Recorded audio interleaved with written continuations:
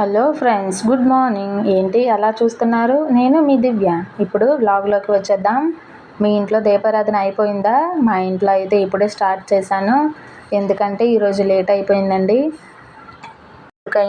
Late ఎందుకు అయిందంటే ఎప్పుడు నేను పనులన్నీ అయ్యాక బట్టలు ఉతుక్కునేదాన్ని. ఈరోజు మాకు 3 రోజులుగా వర్షం పడుతుంది. ఈరోజు అయితే తెల్లవారుజామున ఎండెక్కింది. మళ్ళీ ఎక్కడ వర్షం స్టార్ట్ అయిపోతుందేమో అని లేచిన వెంటనే ముందుగా బట్టలన్నీ ఉతికేసాను. కొన్ని వాషింగ్ మిషన్లో వేసాను. అవన్నీ ఎండబెట్టేసాను. అవన్నీ అయ్యాక మా బాబుని రెడీ చేసి స్కూల్కి పంపించాను. తర్వాత మా వారు డ్యూటీకి వెళ్ళారు.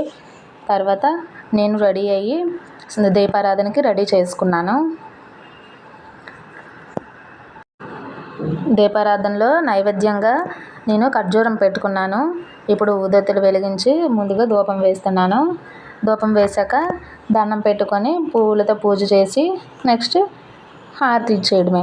హారతి ఇచ్చిన తర్వాత నేను ఎప్పుడు కూడా లక్షవారం శుక్రవారం ధూపం వేస్తానండి. ఇంట్లో సాంబ్రాణి గుగ్గులం కలిపి ధూపం వేస్తాను.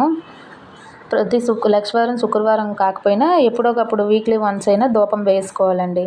అలా ధూపం వేసుకుంటే మీ ఇంటికి ఎటువంటి నరదృష్టి దిష్టి దోషం ఉన్నా తొలగిపోయి అంతా మంచి జరుగుతుందండి. అందుకే వీక్లీ వన్స్ అయినా ధూపం వేసుకోవాలి.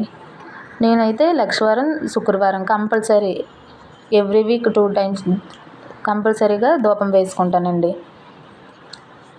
మీరు కూడా ఇలానే వేసుకుంటారా?